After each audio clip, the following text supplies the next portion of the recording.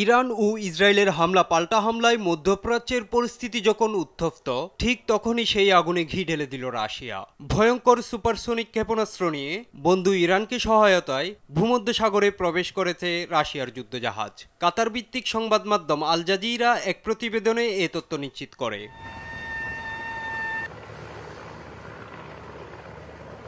জাহাজটির নাম মার্শাল শাপুসনিকভ। মিশরের সুয়েজ খাল হয়ে ভূমধ্যসাগরে প্রবেশ করেছে এটি। রুশ নৌবাহিনীর এই ফ্রিগেট কিনজাল সুপারসনিক ক্ষেপণাস্ত্র দিয়ে সজ্জিত বলে জানায় রুশ প্রতিরক্ষা মন্ত্রণালয়।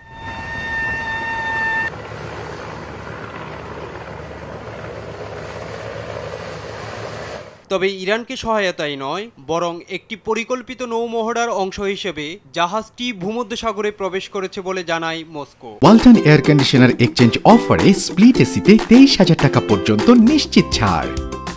মহড়া পরিকল্পনার অংশ হিসেবে ফ্রিগেটটি তার উপর অর্পিত কাজগুলো সম্পাদন করে যাবে বলেও বিবৃতিতে জানিয়েছে রুশ প্রতিরক্ষা মন্ত্রণালয়।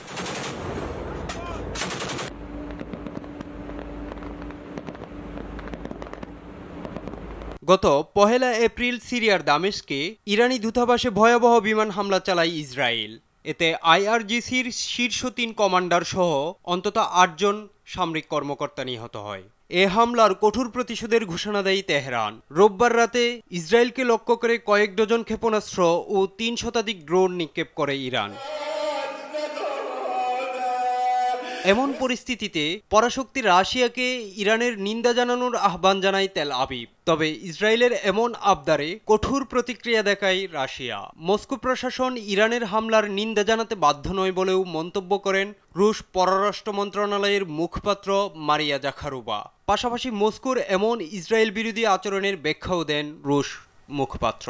জানায়, তেল আবিব কখনোই রুশ বেসামরিক নাগরিকদের উপর ইউক্রেনের হামলার নিন্দা জানায়নি। Мы призывали коллег по Совету Безопасности четко и недвусмысленно осудить такие. শনিবারের হামলায় ইরান 100টি ক্ষেপণাস্ত্র, 30টি ক্রুজ ক্ষেপণাস্ত্র ও 160টি আত্মঘাতী ড্রোন ব্যবহার করেছে।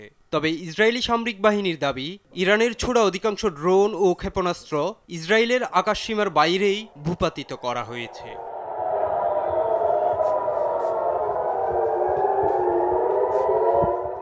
ইমরান হুসাইন, RTV।